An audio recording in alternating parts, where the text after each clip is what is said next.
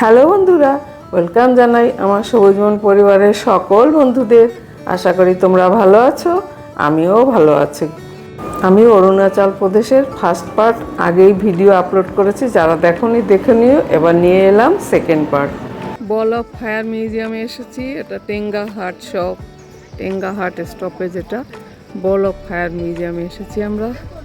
ওই যে এখানে দেখতে পাবো অনেক কিছু।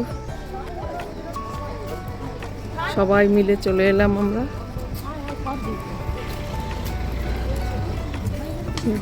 ভেতরের দিকে যাচ্ছি।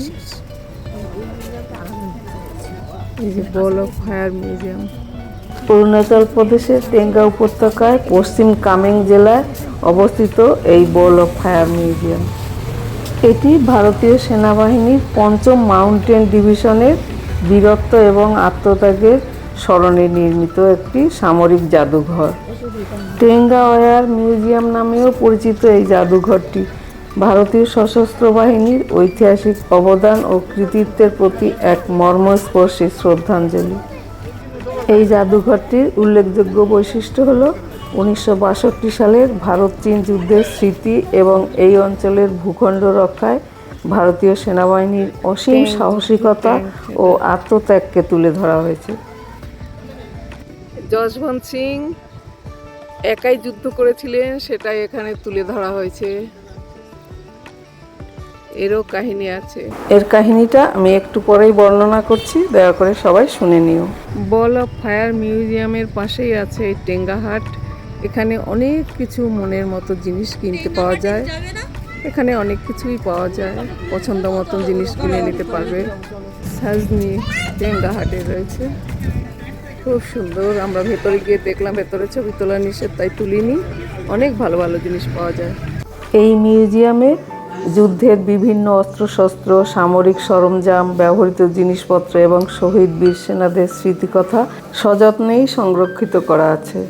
এই সংরক্ষণের উদ্দেশ্য হচ্ছে ভারতের উত্তর পূর্ব সীমান্তে কর্মরত সৈন্যদের কঠোর জীবনযাত্রা এবং দেশের প্রতি তাদের নিষ্ঠা ও আত্মত্যাগের কথা সাধারণ মানুষ যাতে জানতে পারে বা পৌঁছে যায়।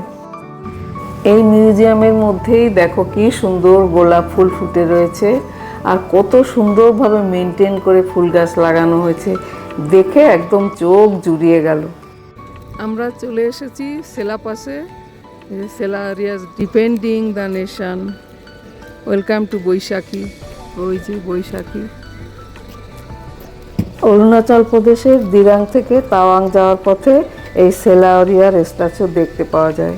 খুব সুন্দর জায়গাটা। ওই যে উপরে একটা মনেস্ট্রির মতন দেখাচ্ছে জুম করে। এই যে খুব সুন্দর জায়গাটা। মিলিটারি ক্যাম্প আশেপাশে রয়েছে। এই সেলা এরিয়ার স্ট্যাচু আর বৈশাখী অত্যন্ত গুরুত্বপূর্ণ ঐতিহাসিক ও প্রাকৃতিক স্থান। উপর থেকে নিচে অবধি খুব সুন্দর। ১৯৬২ সালের ভারত চীন যুদ্ধের বীর শহীদদের স্মৃতি বিজড়িত এই এলাকাটি ভারতীয় সেনার কড়া নিরাপত্তার পাশাপাশি ভ্রমণকারীদের কাছেও অত্যন্ত আকর্ষণীয় স্থান। এই যোদ্ধা স্মৃতিসৌধ তৈরি করা হয়েছে ১৯৬২ সালের ভারত চীন যুদ্ধে বীরত্ব দেখানো শহীদ রাইফেলম্যান যশবন্ত সিং রাওয়াত এবং অন্যান্য সেনাদের স্মরণে এই স্মৃতিসৌধটি তৈরি করা হয়েছে। এটি দিরাং সার্কেলের অন্তর্গত একটি ছোট্ট অথচ অত্যন্ত গুরুত্বপূর্ণ উচ্চতার সামরিক স্টেশন। এটি সেলাপাসের কাছেই অবস্থিত এবং শীতকালে এখানে প্রবল তুষারপাত হয়।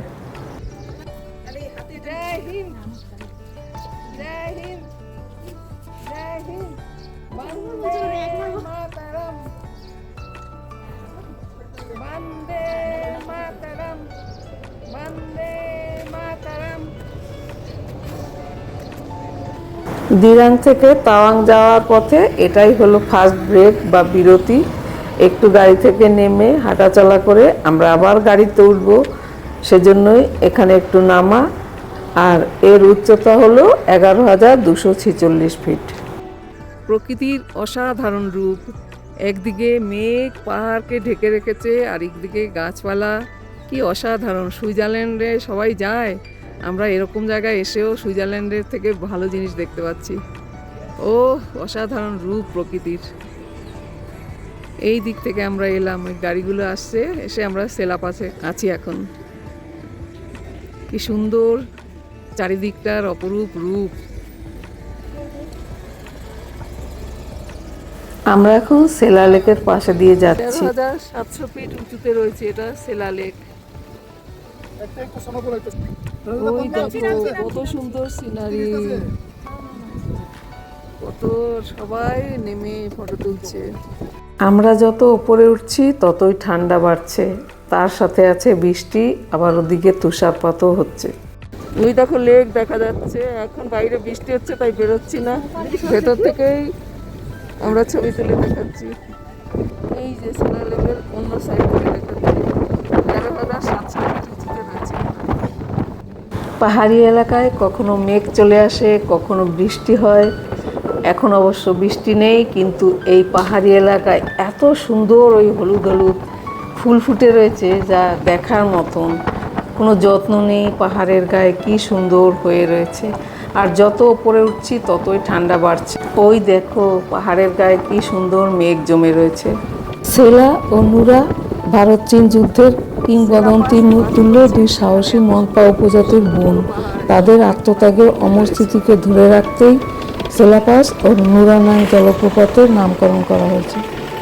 সেলাপাস থেকে যেতে যেতে এই যে সুন্দর ওয়াটারফল। সেলাপাসের কাছে অবস্থিত বিখ্যাত জলপ্রপাতটি হলো নুরানাং জলপ্রপাত। এটি তাওয়াং এবং বোমডিলার মধ্যবর্তী রাস্তায় অবস্থিত একটি 100 মিটার উঁচু শ্বাসরুদ্ধকর জলপ্রপাত। স্থানীয় কিংবদন্তি অনুসারে 1962 সালের যুদ্ধের সময় স্থানীয় মনপা উপজাতির এক নারী নুরা এর নামে এর নামকরণ হয়েছে। পিছনে ওই যে পাহাড়, পাহাড়ের ওপরের দিকটা আস্তে আস্তে বরফ জমতে শুরু করেছে। এই যে আমাদের গাড়ি, আর আমরা এসেছি। এই যে কত ঠান্ডা দেখো, পাহাড়ের মধ্যে অনেক ঠান্ডা। নুরানাং জলপ্রপাতটি সেলাপাস থেকে প্রায় 40 কিলোমিটার দূরে জাং শহরের কাছে অবস্থিত। যশবন্তগড় ওয়ার মেমোরিয়াল, এটা 10,960 ফিট উপরে উঠেছি আমরা। এই যশবন্তগড় ওয়ার মেমোরিয়াল হলো ভারতবর্ষের অরুণাচল প্রদেশে অবস্থিত একটি বিখ্যাত যুদ্ধ স্মৃতিসৌধ। 1962 সালের চীন ভারত যুদ্ধের সময় ভারতীয় সেনাবাহিনীর অসীম সাহসী সৈনিক রাইফেলম্যান যশবন্ত সিং রাওয়াতের বীরত্ব ও আত্মত্যাগের স্মরণে এই স্মৃতিসৌধটি নির্মাণ করা হয়। যশবন্ত ওয়ার মিউজিয়ামের ভেতরের দিকে যাচ্ছি আমরা। এইবার ওপরের দিকে উঠতে হবে। যশবন্ত সিং রাওয়াত একাই 72 ঘন্টা ধরে চীনা সৈন্যদের বিরুদ্ধে রুখে দাঁড়িয়েছিলেন 1962 সালের যুদ্ধের, এবং প্রচণ্ড সাহসিকতার সাথে শত্রুদের আক্রমণ প্রতিহতও করেছিলেন। এই যে যশবন্ত সিংয়ের ছবি দেখা যাচ্ছে। ভারতীয় সেনাবাহিনী অত্যন্ত শ্রদ্ধার সঙ্গে তার স্মৃতি আর ব্যবহৃত জিনিসপত্র এখনো অবধি সংরক্ষণ করে রেখেছে, আর তার মূর্তিতে প্রত্যেক দিন পুজো করা হয়। এই যে আমরা চারপাশে ঘুরছি। যশবন্ত সিং রাওয়াতের অসম সাহসিকতার জন্য তাকে ভারতের দ্বিতীয় সর্বোচ্চ বীরত্ব পুরস্কার মহাবীর চক্র প্রদান করা হয়। এখানকার স্থানীয় লোকমুখে প্রচলিত আছে যে যশবন্ত সিং আজও এই এলাকায় আত্মা হিসাবে অবস্থান করেন এবং ভারতীয় সৈন্যদের পথ দেখিয়ে ও পাহারা দিতে সাহায্য করেন। 10,960 ফিট উঁচু থেকে আমি পাহাড়ের দৃশ্যগুলো নিচ্ছি। দেখো কত সুন্দর মেঘ, রোদ, ওই দিকে আছে বাড়ি। এই যে বাড়িঘর রয়েছে পাহাড়ের গায়ে, আবার মেঘের কোলে পাহাড়। অসাধারণ দৃশ্য লাগছে দেখতে। আমরা যশবন্ত সিং ওয়ার মেমোরিয়াল হলের এই দিকেই রয়েছি, সেখান থেকে এই অসাধারণ দৃশ্য সবাইকে দেখার সুযোগ করে দিলাম। যশবন্ত সিং এই বাংকারে বসে যুদ্ধ করতেন। আর এই যে পাশে রয়েছে পাহাড়, কত গাড়ি রয়েছে। এক বাংকার থেকে আরেক বাংকারে গিয়ে যুদ্ধ করতেন। এরকম করে 300 জন চাইনিজ সৈনিককে মেরেছিলেন। এই যে বাংকার নাম্বার 2, আর প্রথমে তো দেখেছি বাংকার নাম্বার 1, আর ওই যে বাংকার নাম্বার 3 রয়েছে। এই যে বাংকার নাম্বার 3 পতাকা দেওয়া। এই 3টে বাংকারে বসে একের পর এক একাই যুদ্ধ করেছেন আর 300 সৈনিককে মেরেছেন। যশবন্তগড় স্মৃতিস্থল এটা। এখানে কি আছে সেটাই লেখা রয়েছে। এই যে ওনার ছবি। এই ঘন্টাটা বাজানো ওনাকে সম্মান জানানো।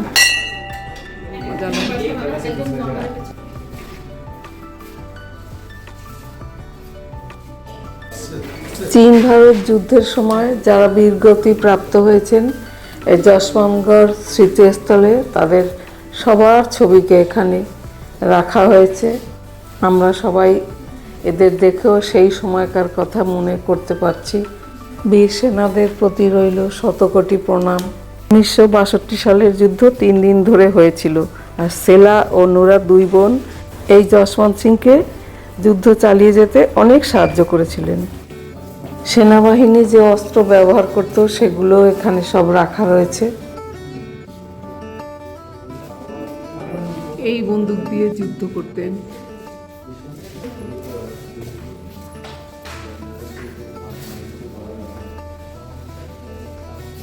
এখন পাহাড়ের একদিকে রোদ আর একদিকে মেঘ। এই দেখো এদিকে মেঘলা আর এই দিকে রোদ, আর এই যে বাংকারগুলো দেখা যাচ্ছে। এই যে পতাকা দেওয়া এগুলোই বাংকার।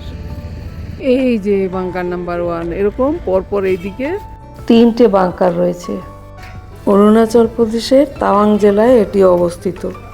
সমুদ্রপৃষ্ঠ থেকে প্রায় 10,000 ফুট উচ্চতায় তাওয়াং ও সেলা পাসের মাঝামাঝি নুরানাং নামক স্থানে এটি অবস্থান করছে।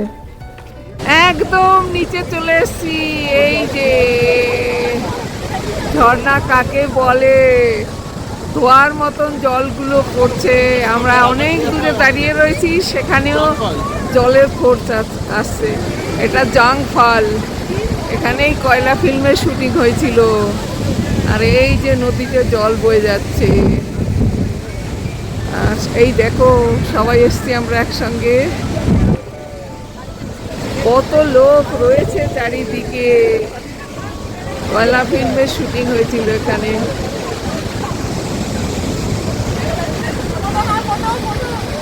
কত লোক। এই যে জাং জলপ্রপাত অরুণাচল প্রদেশের তাওয়াং জেলায় অবস্থিত 100 মিটার উঁচু একটি নয়নাভিরাম জলপ্রপাত। তাওয়াং শহর থেকে প্রায় 40 কিলোমিটার দূরে অবস্থিত এই জলপ্রপাতটি তার প্রাকৃতিক সৌন্দর্য ও ঐতিহাসিক তাৎপর্যের জন্য বিখ্যাত। কয়লা ফিল্মের তানহা তানা গানটা মাধুরী দীক্ষিত এখানেই শুটিং করেছিলেন।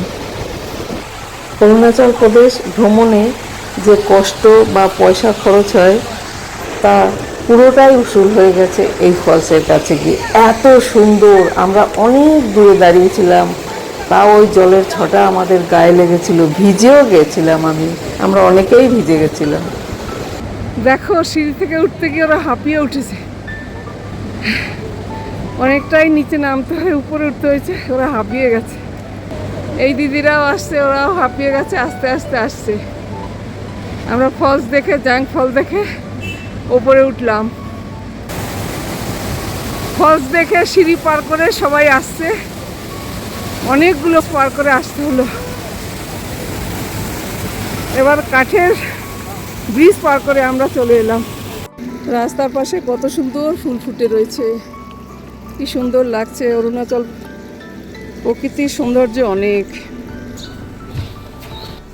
একটা ক্রাফট সেন্টারে এসেছি, অনেক জিনিস এখানে তৈরি করে রেখেছে, কিনতে চাইলে কিনতে পারবে। অনেক জিনিস, শীতের জিনিস এখানে পাওয়া যাচ্ছে। তাওয়াংয়ে রয়েছি ক্রাফট মিউজিয়ামে। এখানে যে জিনিসগুলো দেখা যাচ্ছে সবই হাতে তৈরি। যে স্টল রয়েছে, ব্যাগ পাওয়া যাচ্ছে, ফ্রুট সাজানোর জন্য এই ঝুড়িগুলো। এই ব্যাগের দাম পড়েছে 720 টাকা। এই সব জায়গাতে একটু বেশি দাম হবেই, তবু শৌখিন যারা তারা তো কিনে নেয়। ড্রাগন রয়েছে, ক্রাফট মিউজিয়ামে রয়েছে। বাচ্চাদের কি কিউট কিউট মোজাগুলো রয়েছে, টুপি রয়েছে।